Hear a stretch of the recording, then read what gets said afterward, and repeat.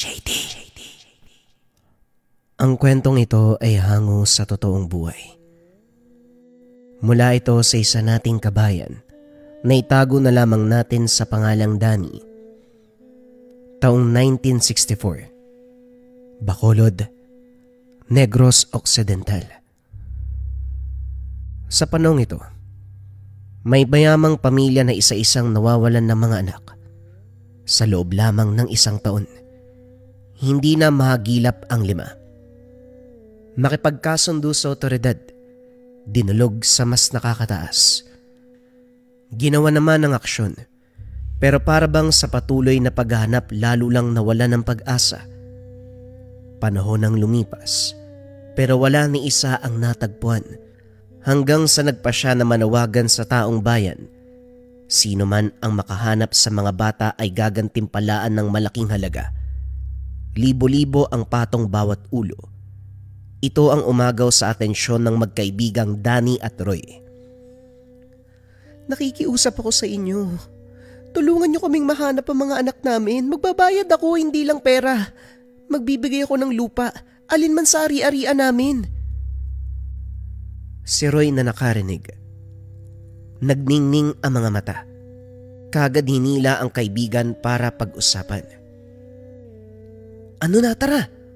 Malaking pera ang pinag-uusapan dito. Huwag na nating palampasin yan. Sira ulo ka pala eh.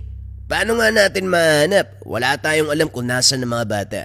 Malay ba natin kung sino yung dumukot dyan? Baka nga patay na yan eh, kaya hindi matagpuan. Tigilan mo yung pangarap na pera ha. Pati ako, masisiraan sa pangikayat mo eh. Tugon ni Danny kay Roy. Susubukan nga lang natin, di ba? Hanapin natin kung saan, malay natin. Nandyan lang sa tabi-tabi, baka tinago ng kaanak.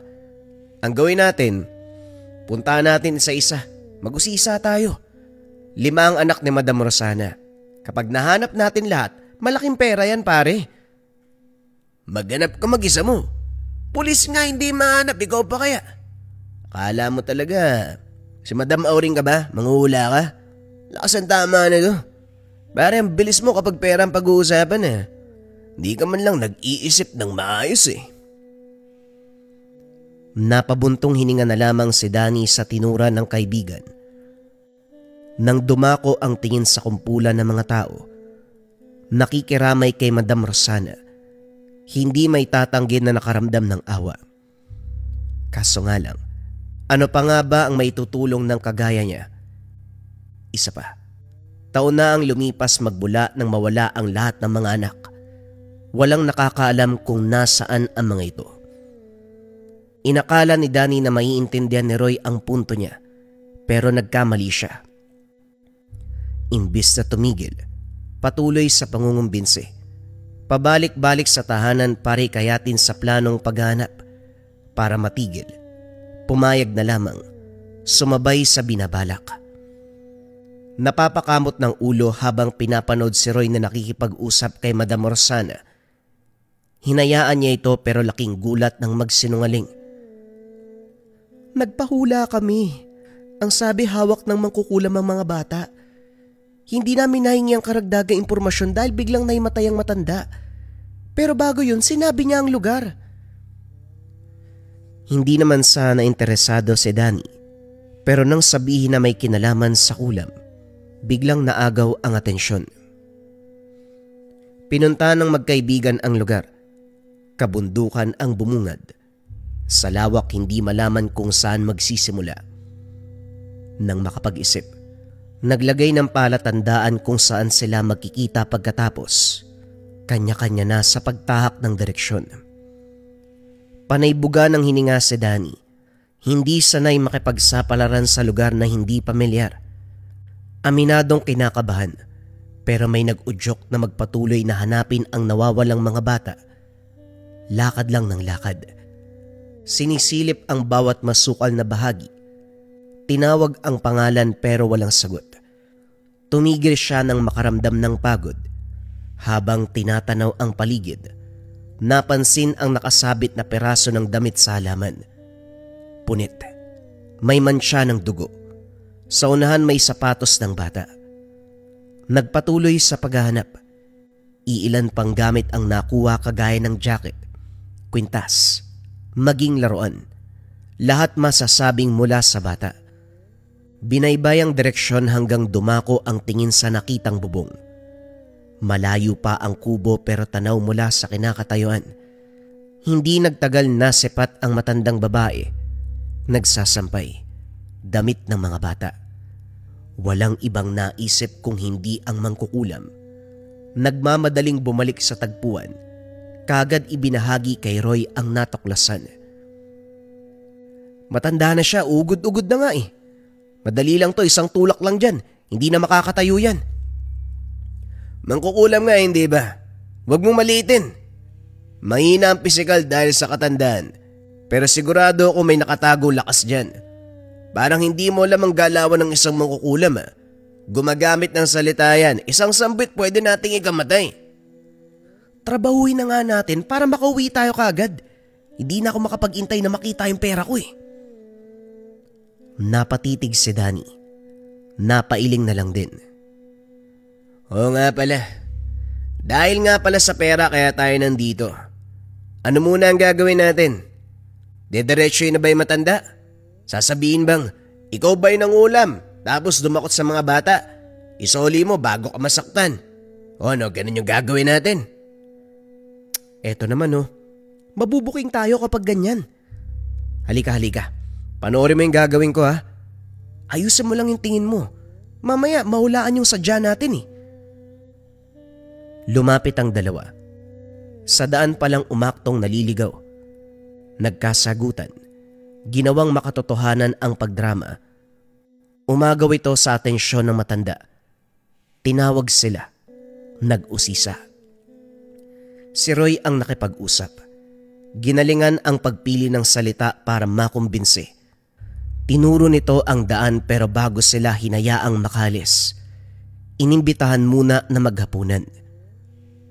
Habang nakaupo sa hapag, naging malikot ang tingin ni Danny. Luma na ang bahay.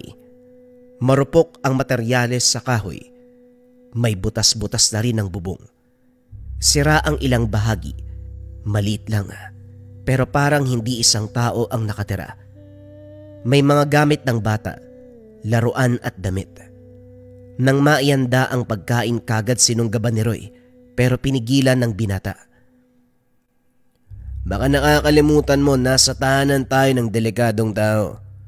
Hindi natin kilala yan. Mamaya may lason pa yan, imbis na makauwi tayo dala ang balita tungkol sa mga bata. Dadagdag pa tayo sa hanapin. Umayos ka. Huwag kang patay gutom. Tubig na lamang ang nilagok ni Roy. Magalang na tumanggi sa pagkain.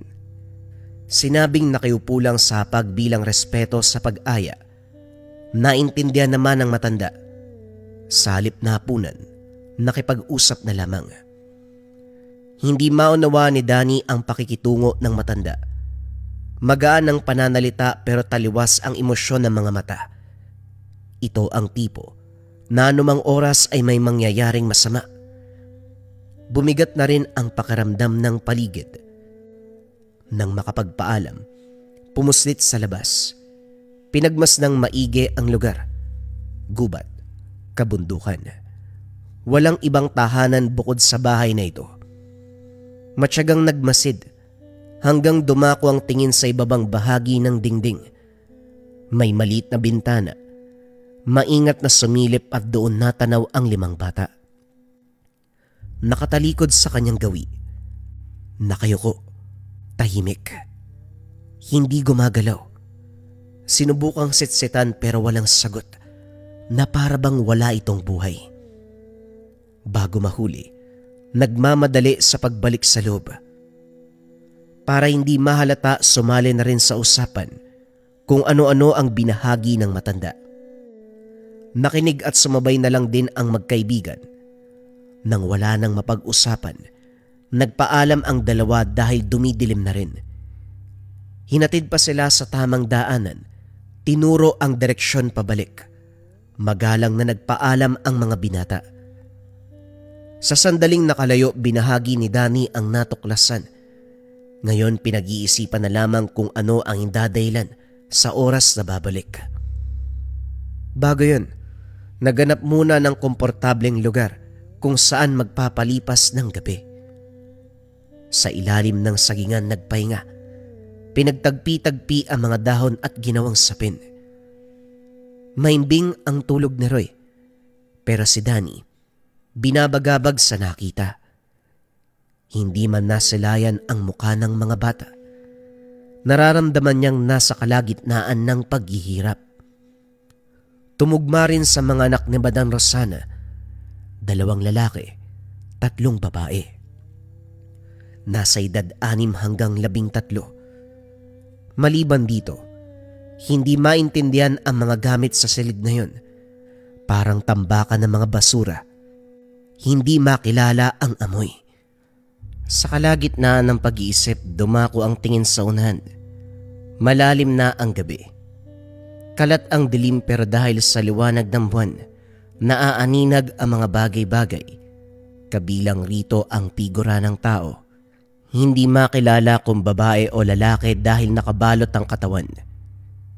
Mabilis ang kilos. Madaling nakapagpalit ng pwesto. Nung una inakala pinaglalaroan ng paningin, pero nang marinig ang hiyaw, naalerto si Danny. Ginising si Roy, sabay silang tumakbo.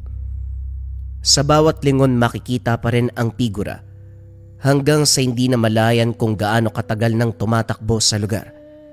Pinagpasalamat na lang ng dalawa na hindi nagkahiwalay. Sa kabutiang palad, nawala din ang imaheng iyon. Dito nakahinga ang magkakaibigan. Buisit, kamuntikan pa akong atakihin sa puso ah. Ang lakas ng kabog ng dibdib ko. Akala ko, mabangis na hayop ang makikita sa gubat. May multo rin pala. Multo nga ba? Sa dami ng karunungan sa mundong ito, mahirap nang tukuyin kung multo o kagagawan ng tao ang isang bagay. Yung nakita nating parang tao naman pinaglalaroan tayo, tinatakot. Bakit mo ba kasi ako kinumbinsi na sumama sa'yo? Dinadamay mo ako sa takutan Uy, wag mo nga akong sinisisi. Oo, kinumbinsi kita. Pero ikaw naman tong pumayag kagad nung marinig ang tungkol sa hula. Naninisi pa to. Hindi mapigilan ni Danny ang magka-interes dahil may kinalaman sa kulam ang pagkamatay ng mga magulang. Paslit pa lamang nang sabihin ng albularyo ang kinamatay ng mga ito. Nasaksihan din kung paanong magdusa ang ama't ina sa pinataw na sumpa. Nagbago ang anyo na parang pinaghalong tao at hayop. Nagbabago ang lahat. Hindi maunawaan ang kilos sa gabi na parang sinasapian. Ilang insekto ang natatagpuan sa higaan tuwing umaga.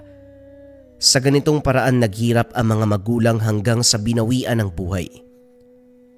Dahil hindi maunawaan ang ganitong kababalagan sa murang edad, labis ang pagsisisi. Hindi nakahingi ng saklolo. Ito ang dahilan kaya nagka-interes sa kaso ng pagkawala ng mga anak ni Madam Rosana. Nais makaharap ang mangkukulam.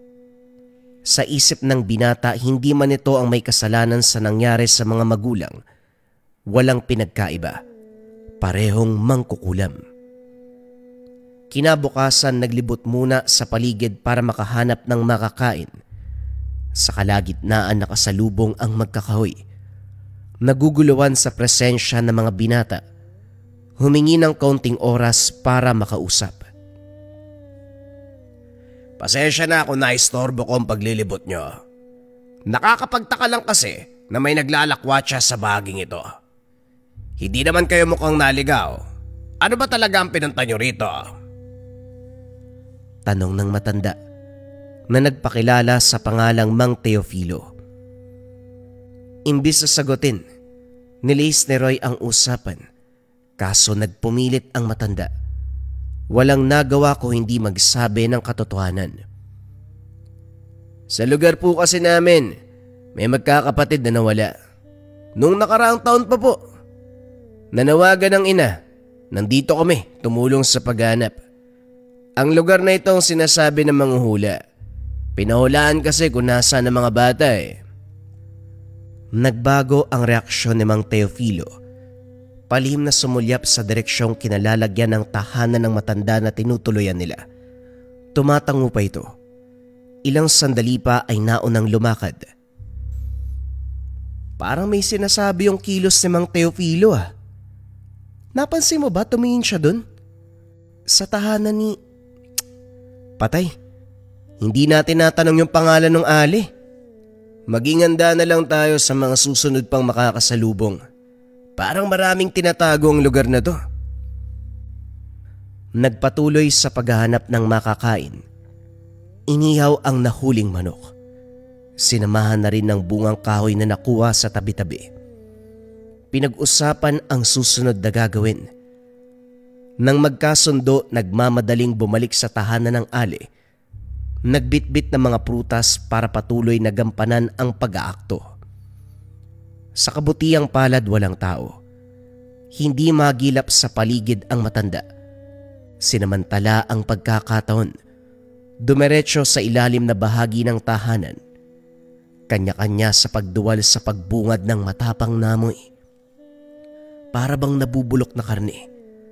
Dumagdag ang malansang dugo. Nilalangaw ang paligid. Bukod sa lumang kagamitan, umagaw sa atensyon ang partikular na bahagi kung saan nakatambak ang punit na mga damit. Buhok, kuko, daliri, parte ng tao. Sa tabi naman natutuyong mantsa ng dugo sa sahig at dingding. Sa ngalan ng Ama, Anak at Pare, hindi na tao ang mga to. Wika ni Roy. Napatanda ng krus nang dumako ang pansin sa mga bata. Maputla ang balat. May bakas ng tahi kung saan-saan. Wala ng kuko. Hindi pantay ang pagkakagubit ng buhok. Nangingitim ang mga labi. Mulat pero wala ng kamalayan sa paligid. Nanlalamig at naninigas ang katawan. Ang ipinagtataka lang, wala na itong buhay pero nananatiling nakatayo. Sinubukan pang itulak pero nagmistulang matigas na pader. Hindi magalaw. Bago makapag-isip ng susunod na akbang, nagmamadali sa paghanap ng malulusutan nang marinig ang ingay sa taas. Nakabalik na ang matanda. Sa kabutiang palad nakatakas naman ang magkakaibigan. Halos kapusan ng hininga sa pagiging kabado. Pansamantalang nagtago sa gupat, nag-iisip ng gagawin. Sana hindi mapansin ng ali yung pagpasok natin dito. Ano na ang susunod pare? Hindi ko alam na buwis-buhay pala to. Pero mas nakakatakot yung nangyari sa mga bata ah. Paano nangyari yung ganun? Walang naisagot si Danny sa tanong ng kaibigan. Kahit ito man ay walang ideya. Sa pagbalik, nasilip ang ginawa ng matanda. Nagsasalitang mag-isa. Sinusuklayan, pinapaliguan, binibihisan ang mga bata. Dahan-dahang inlalalayan palapit sa mesa. Sinusubuan ng pagkain. Pagkatapos nun ay nagbuklat ng libro. Binasahan pa ng kwento. Baliw na nga siya. Pero nung nakaraan nakakausap naman natin ang matino ah. Anong pakulo yung nilalaro ng babaeng yan? Sariliin mo na lang muna mga tanong dahil maski ako naguguluhan na. Kailangan madala tayo pabalik para mapatunayan na nahanap na nga natin ng mga bata. Hindi tayo papaniwalaan kung salita lang. Dapat merong ebidensya. Anong gagawin mo? Magbubuhat ka ng patay. Hoy Danny, kilabutan ka naman.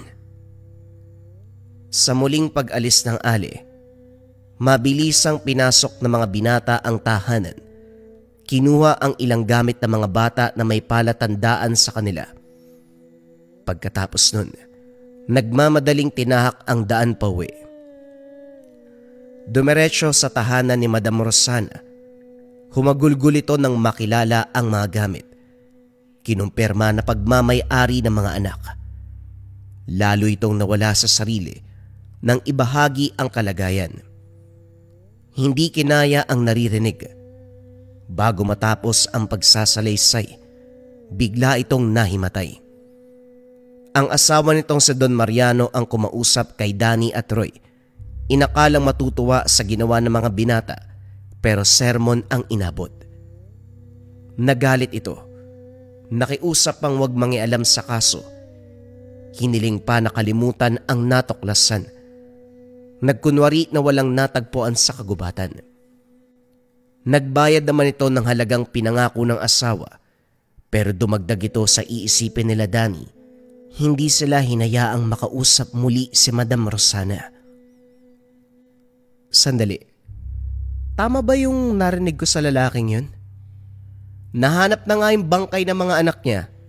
Ganun pa ang sasabihin. Parang lumalabas. Siya yung may gawa kung bakit nawala yung mga bata eh. Pareho tayo ng iniisip. Sana nga lang mali tayo.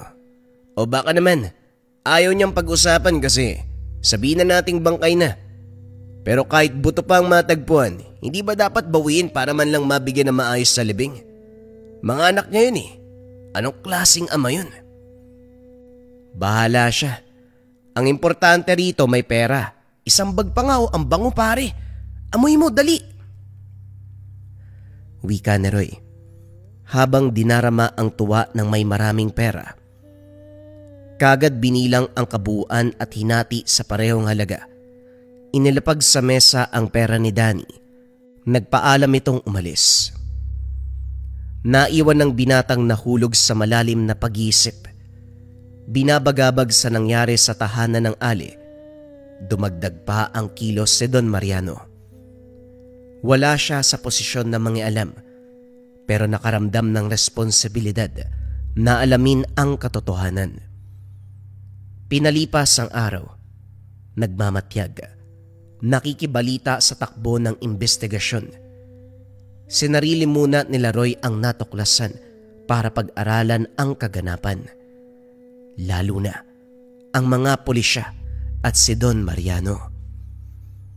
Katulad ng inasahan, hindi may kakaila ang kahinahinalang kilos. Sa pagkakaunawa ni Danny, inutusan ang pulisya na wag nang hanapin ang mga bata. Kumbaga, ipapakita sa mga tao lalo na kay Madam Rosana na ginagawa ang trabaho. Pero ang totoo ay hindi. Kinumbinsi pa nito na itigil na lamang ang investigasyon at tanggapin ang pagkawala ng mga anak. Kaso ayaw ng asawa. Ang lalim ng iniisip mo ah. Huwag mo sabihin na hindi mo pa rin nakakalimutan yung tungkol sa Ali. Alam mo, kahit ako man nakukonsensya eh. Kaso, ano bang laban natin kay Don Mariano? Pulisya nga napapasunod eh. Pero tama bang manahimik na lang? Gayong may nalalaman naman tayo. Kausapin natin si Madam Rosana. Sabihin natin na handa tayong tumulong. Kukunin ang bangkay ng mga bata doon sa tahanan ng Ali. Hoy, naririnig mo ba yung sinasabi mo ha? Kung makapagsalita ka, akala mo may laban tayo sa mangkukulam ha? Sa nangyari doon, ayoko nang umulit ha? Napansin ni Danny ang pamumutla ng balat. Pumapayat.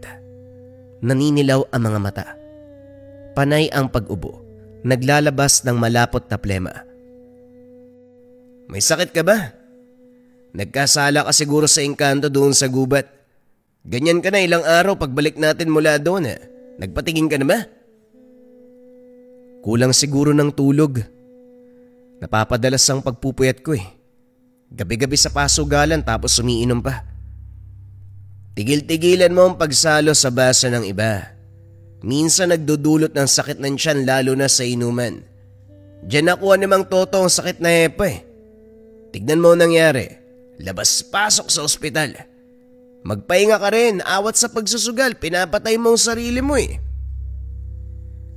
Sa kabila ng sinabi, duda si Danny na dulot ito ng pagpapabaya ni Roy sa sarili.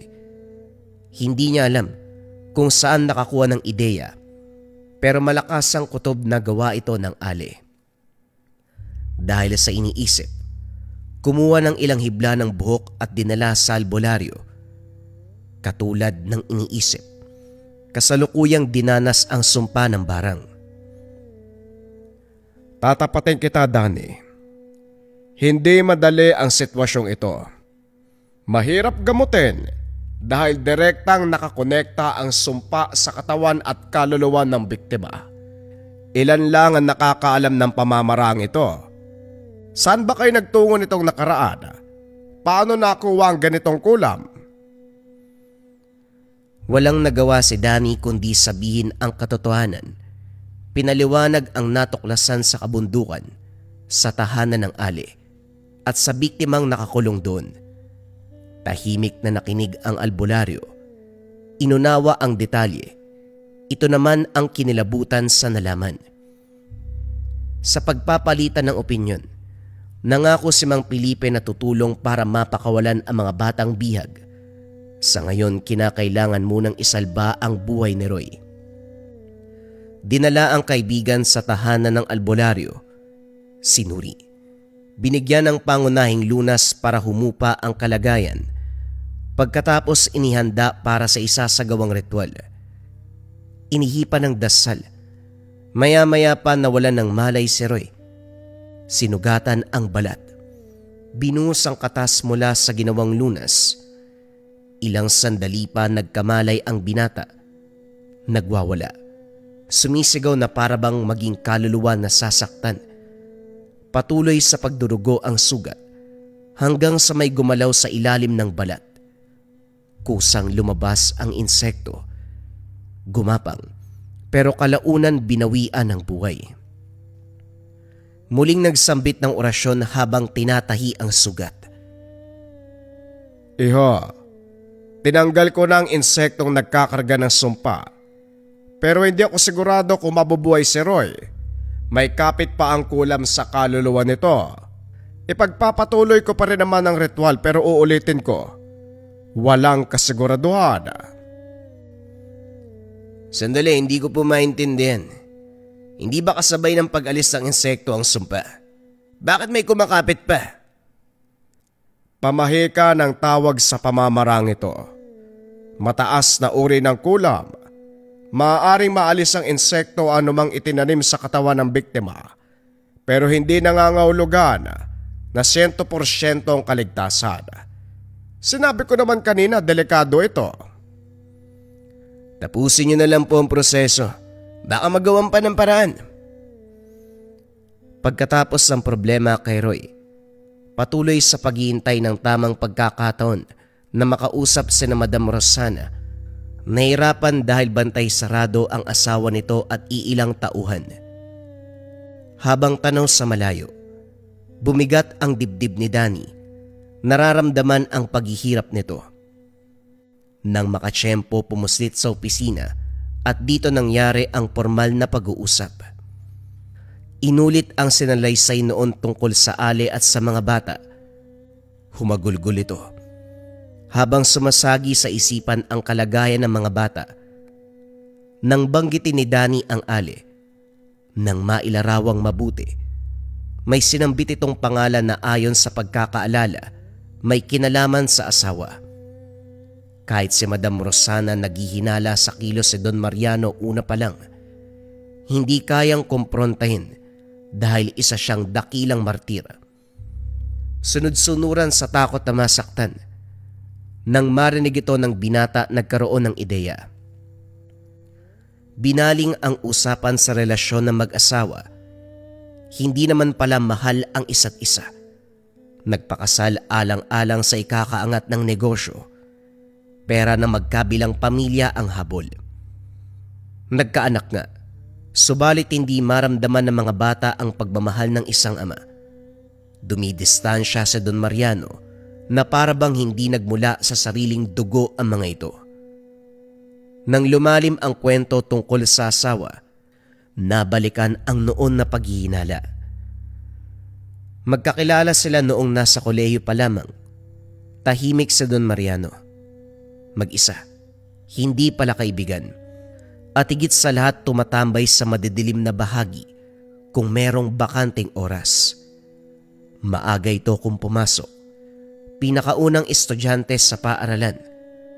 Gagabi naman sa pag-uwi. Paminsan nauhuli na galing pa sa gubat.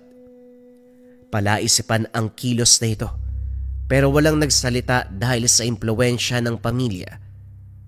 Kahit sa ilang taon ng pagiging mag-asawa, bilang sa daliri ang nalalaman ni Madam Rosana kay Don Mariano. Nagsimulang pagtagpi-tagpi ni Danny ang nabuong konklusyon. Nilinaw kay Madam Rosana na hinuha lamang ito. Baka nga po konektado si Don Mariano sa hali.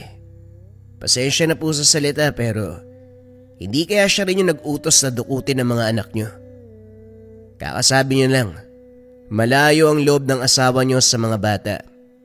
At minsan ang lumabas sa bibig nito na ayaw niya ng bata.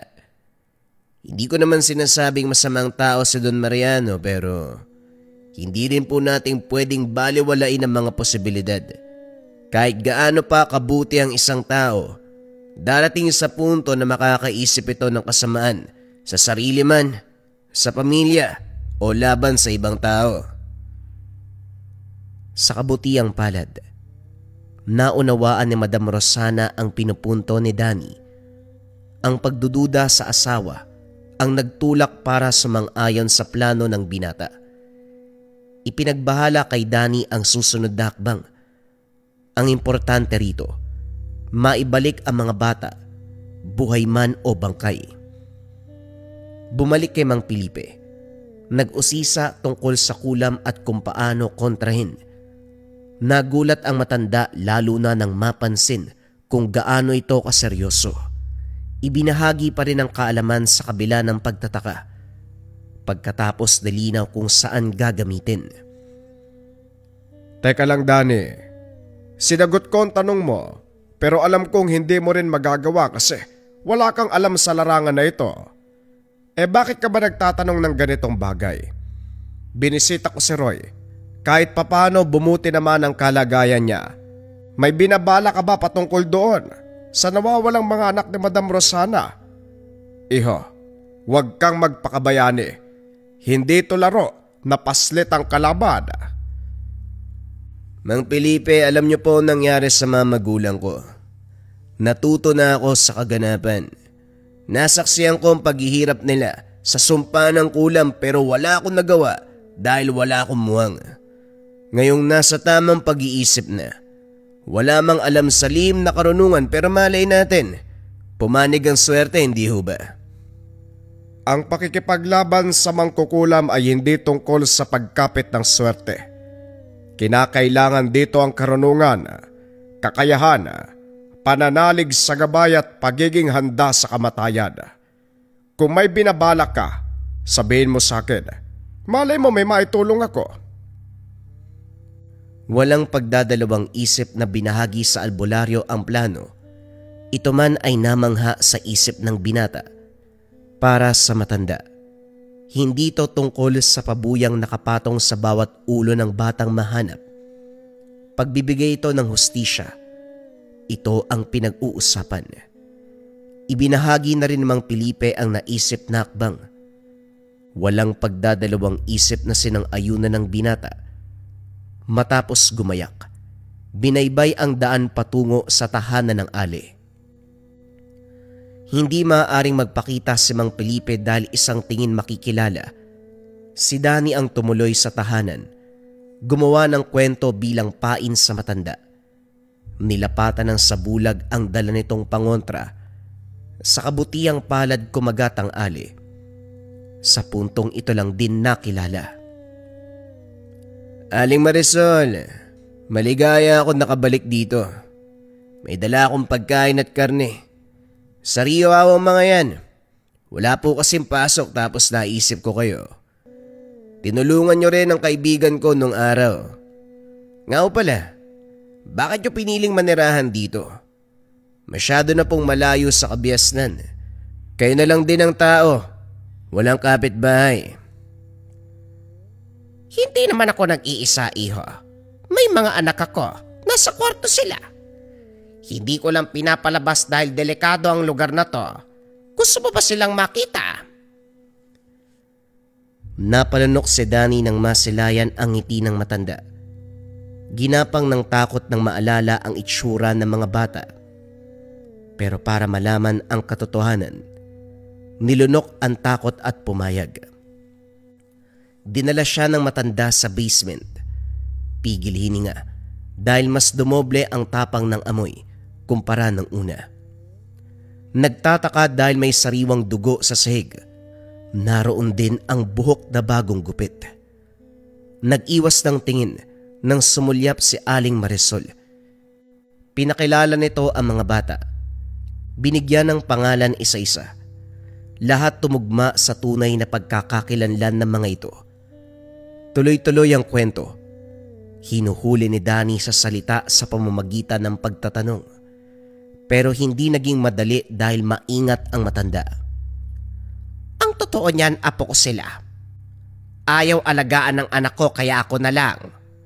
Nung una ayaw makinig kaya ginawa ko ang lahat para sumunod sa akin. Tignan mo sila. Ano man ang sabihin ko, walang kontra. Dahan-dahang inilabas ni Danny ang pangontrang likido. Habang abala sa pagtitig sa mga bata, sinamantala ang pagkakataon. Sinabuyan. Sabay tawag ng pangalan ni Mang Felipe. Dali-dali namang nagpakawala ng orasyon sa hangin ang matanda. Nanlaban si Aling Marisol. Dumampot na mga bagay pero inunahan ni Danny. Nanlaki ang mga mata sa gulat. Kagad nabitawan ang pala na direktang tumagos sa tiyan. Basta na lang ito hinugot sa tabi. Sabay atake rito. Wala sa isip na ganon ang mangyayari. Gayunpaman, hindi ito pinuna ni Mang Felipe. Inihipan ng dasal ang palito. Sabay diin sa liig ng matanda. Kagad nawala ng lakas. Naglupasay sa sahig. Anak, sa ngalan ng sumalangit nawa ang kaluluwa ng mga batang ito. Napakahayop ng ginawa. Hindi lang pinatay, maging ang kaluluwang lupa ay pinahirapan. Wika ni Mang Felipe nang makita ang mga bangkay na hanggang ngayon ay nananatiling nakatayo. Kinalas ang sumpa kung kaya't nagbagsakan. Maayos na binalot isa-isa. Pagkatapos sinunog ng buhay si Aling Marisol kasama ang mga kagamitan. Dinala ang mga bangkay sa napag-usapang tagpuan. Pinagluksaan si Madam Rosana. Paulit-ulit na sinumpa ang asawa. Hindi pa man malinaw ang koneksyon ni Don Mariano kay Aling Marisol. Ito pa rin ang sinisisi. Matapos mabigyan ng maayos na libing, tinawagan ang asawa para ipahinto ang operasyon ng otoridad. Sinabing tanggap ang pagkawala ng mga anak. Maraming salamat sa inyo. Napakahayop ni Mariano. Ginawa niya ito sa mga anak namin. Huwag kayo mag-alala. Hindi niya malalaman ang tungkol dito. Pagtatakpan ko kayo. Sa ngayon, kapag magkakasalubong tayo sa daan, huwag kayong tumingin sa akin, ha? Kilala ko siya. Malakas magduda pagdating sa ganitong bagay. Kailangan nating mag-ingat. Nagawa niyang ang patay ng sariling anak. Kayo pa kaya na hindi ka pamilya? Nakahinga si Danny. Sa ginawang pakiramdam, naigante rin ang mga magulang. Lihim na pinagmalaki ang sarili dahil nailigtas ang mga bata. Hindi lang isa o dalawa, kundi 5 bangkay ang naiuwi.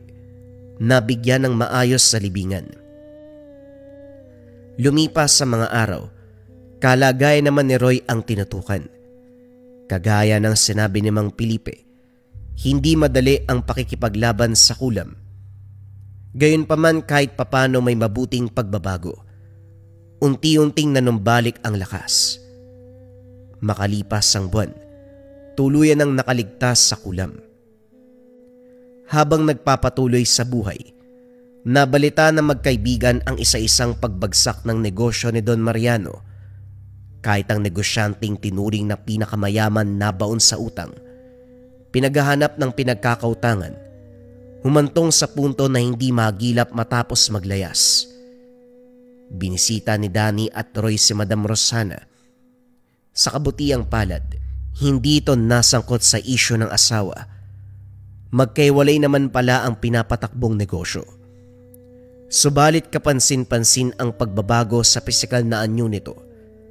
Dahan-dahang bumagsak ang kalusugan, maging ang kulay ng mata ay nagbago rin. Habang nakatitig, nanumbalik sa alaala ang nangyari sa mga magulang. Ganito ang umpisa ng sumpa. Pagkatapos ng pagbisita, binagabag sa kalagayan ni Madam Rosana. Nang hindi matahimik tumakbo sa tahanan ni Mang Felipe, nag-usisa sa sintomas ng kulam. Marami ang binanggit sa dami ng uri. Naudlot ang usapan tungkol dito nang isingit ng matanda ang gawain ni Aling Marisol. Nagsaliksik ako pero walang sapat na impormasyon. Hindi ko alam kung gawa lang ng purong kulam o baka kalahating demonyo matandang yon. Kaya kahit ang katawang lupa nagawang patagalin. Niwala ngang senyalis ng pagkaagdas eh. Bangkay na lang pero nakakatayo pa rin. Nga pala, nagtatanong ka ulit tungkol sa kulam. May problema na naman ba? Si Madam Rosana po. Nakikita ko sa kanya nangyari sa mga magulang ko. Dahan-dahang bumagsak ang katawan eh. Yung kulay ng mata biglang nagbabago. Tapos mararamdaman na may problema talaga. Gusto ko ang pagpansin mo sa ganitong detalye. Pero baka nakakalimutan mo na hindi lahat ng ganong sintomas ay dahil sa kulam. Pwedeng dulot lang ng pagpapabaya sa sarili. Mahabang panahon din ang pagluluksa ni Madam Rosana sa sinapit na mga anak niya. Dumagdag pa ang problema sa asawa. Walang nakakaalam kung kumakain pa ba ng tama o may sapat na tulog yan. Tama naman ho kayo pero iba ho talaga ang kutob ko eh. Teka, may isa pa akong itatanong sa'yo. Hindi ba magkasama kayo ni Roy papunta doon sa tahanan ni Aling Marisol? Bakit siya lang ang tinamaan ng kulam? Nang mahanap ko mga gamit doon, kayong dalawa ang pinatawan niya ng sumpa pero kay Roy lang tumama. Dani, tapatin mo nga ako, iho. May nalalaman ka bang paraan para makaiwas sa sumpa? Napakamot ng ulo si Danny habang nag-iisip.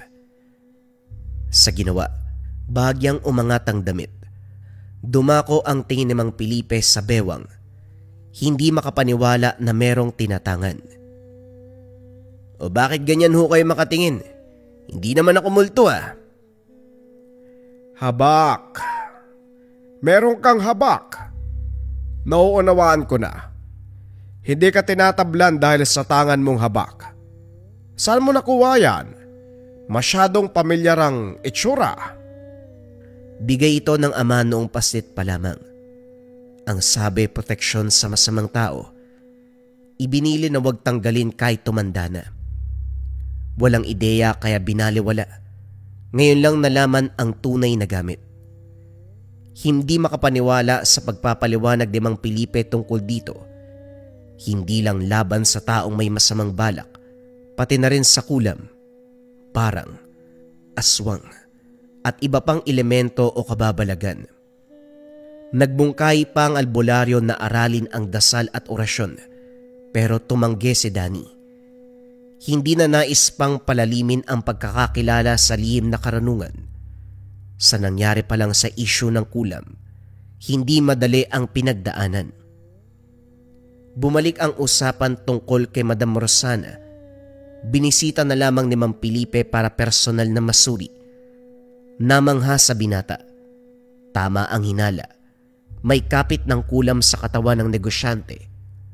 Nang magsagawa ng ritual, napailing na lamang. Ang nasa likod nito ay walang iba kung hindi si Don Mariano. Ano ba talaga yung problema ng taong yun sa akin?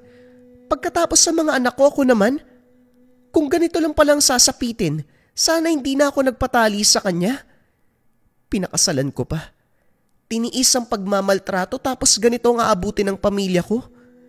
Hayop na yan, walang kaluluwa. Demonyo! Tama na. Walang magagawa yan.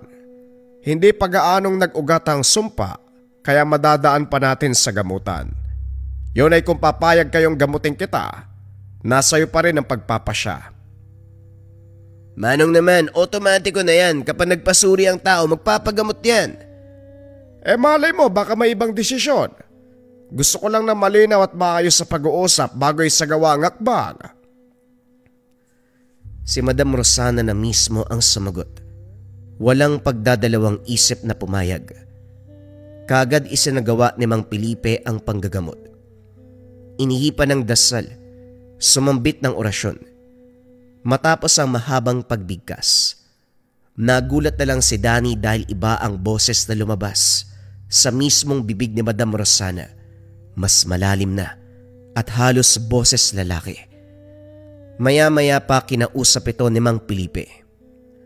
Pinatawag kita ngayon para usisain sa ginawa mo. Bago yon, sino ka? Sabihin mo ang pangalan mo. Sa tingin mo ba magsasalita ako? Inasahan ko na natatawagin mo ang aking espiritual na kakayahan. Bago mo ko makilala, kilalang kilala kita. Mali pala. Dapat ako magsabi.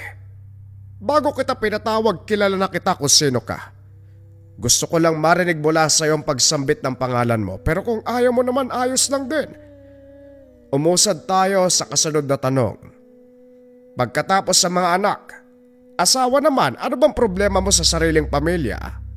Kung ayaw mo sa kanila, pwede ka namang humiwalay eh. Hindi kailangang umabot sa kulam, sa isa-isang pagpatay ng bawat miyembro ng pamilyang binuo mo. Masyado kang maraming alam. Pero pasensya ka na. Tikom ang bibig ko sa katanungan mo. Huwag ka na rin mangahas na putulin ko ang sumpa. Baka maisipan kong ibaling sa'yo. Mauna ka pang mamatay kaysa sa asawa ko. Tignan mo na, dadulas ka na rin sa sarili mong salita, Mariano. Mag-ingat ka. Booking ka na. Natahimik ito at hindi na muling nagsalita. Natatawa na lamang si Mang Felipe habang pinagpapatuloy ang ritual. Pinutol ang sampa ng kulam. Pinatawa ng parusa si Don Mariano. Ilang sandali pa nagbalik sa ulirat si Madam Rosana. Sinabihan nito na huwag mag-alala. Naturuan ng leksyon ang asawa. Subalit napangibabawan ng galit at may hiniling. Naunawa ng albularyo ang punto kung kaya't magalang na sumunod. Hindi matahimik si Danny nang basta na lamang lumakad si Mang Felipe. Hindi narinig ang pag-uusap sa pagitan nito at ni Madam Rosana, kaya naman nagpapatanong. Sa pagkakaintindi sa kilos ng matanda ay may binabalak. Hindi tinigilan hanggat hindi sumasagot. Sumama si Danny sa paghahanap. Hindi inasahan sa kaparehong kagubatan matatagpuan si Don Mariano. Ang nagturo, ang magkakahoy na si Mang Teofilo. Hindi nakaligtas kay Mang Felipe kaya nagsabi ng totoo. Sa katunayan, kilala ng matanda ang negosyante pati na rin ang namayapang mangkukulam. Dito nalaman, pangalawang ina ni Don Mariano si Aling Marisol na siyang nagturo sa kanya ng kulam. Dinala sila sa tahanan kung saan ito nagtatago. Sinubukang umatake sa pamamagitan ng orasyon pero kaagarang nakontra ni Mang Felipe. Walang pagdadalawang isip, sinugod ang dasal. Hinayaang magdusa habang pinapakinggan ang bawat usal. Naglupasay ito ng umepekto ang orasyon ng albularyo. Pinipinsala ang pisikal na katawan, lalong-lalo na ang pag-iisip. Hindi naglaon, kusang bumigay ang katawan. Nanginginig si Danny habang nakatitig sa bangkay ni Don Mariano. Hindi inasahan na muling makakasaksi ng kamatayan. Bago matauan, narinig ang utos ng albularyo kay Mang Teofilo. Pinahukay ng libingan. Bago tinabunan ng lupa, sinunog ang bangkay. Teofilo ang pangalan mo, hindi ba? Naunawaan mo naman siguro ang pangyayari. May papagawa ko sa'yo. Isang bagay lang naman. Huwag na huwag ka magsasalita tungkol dito. Nakita mo mga mukha namin. Burayin mo sa isipan at kalimutan. Nagkakaintindihan ba tayo? Sa oras na malaman kong may binanggit ka, otomatikong gagana ang pinataw kong sumpa sa'yo. Huwag na huwag kang magkakamali sa pagbuka ng bibig. Magandang araw sa'yo. Pagpalain ka nawa ng Diyos, Teopilo. Napalunok ang matanda sa banta ng albularyo. Kahit si Danny, kinilabutan. Makalipas ang ilang linggo, nabalitaan na lang ang sinapit ni Madam Rosana. Sinara ang lahat ng negosyo. Pinamigay ang mga ari-arian at pera sa mga nangangailangan. Pagkatapos kinitil ang sariling buhay. Walang nakakalam kung ano ang rason, pero para kay Danny, gusto magpahinga matapos ang lahat na nangyari sa pamilya. Sino ba namang hindi mapapagod sa mga kaganapan? Asawa ang dahilan kung bakit nawalay sa mga anak. Maging siya ay pinagtangkaan. Sumalangit nawa ang kaluluwa ni Madam. Mabuting tao pa naman sana. Si Danny sa kabilang banda, pinagdasal ang kaluluwa ng yumaong negosyante. Pagkatapos ng kaganapan, balik sa normalang buhay. Tuloy sa pakikipagsabayan sa galaw ng mundo. Naging kampante ang binata dahil ayon kay Mang Felipe, habang nasa kanya ang habak, hindi siya masasangkot sa anumang kapamakan. At palagi niya ring tatandaan, ito rin ang naging daan upang malutas niya ang isang kababalagan. Isang pamilya ang naubos dahil sa kababalagan, dahil sa lakas ng mangkukulam. Depensa sa lahat ng uri ng sumpa na may kasamang rebuelta o balik sumpa. Ito ang Marahuyo Bracelet. Napakarami ng natulungan ng Marahuyo. Mula sa pagbibigay ng ginhawa sa nararamdamang sumpa at pagbabalik ng sumpa sa mga taong nang biktima sa kanila. Kung isa ka sa mga taong nabiktima ng kasamaan at kailangan mo ng proteksyon, subukan mo ang Marahuyo Bracelet. Kung interesado ka, i-search mo lang ang shop ng Lika Merchandise Marahuyo Bracelet. Mag-ingat sa mga scammers.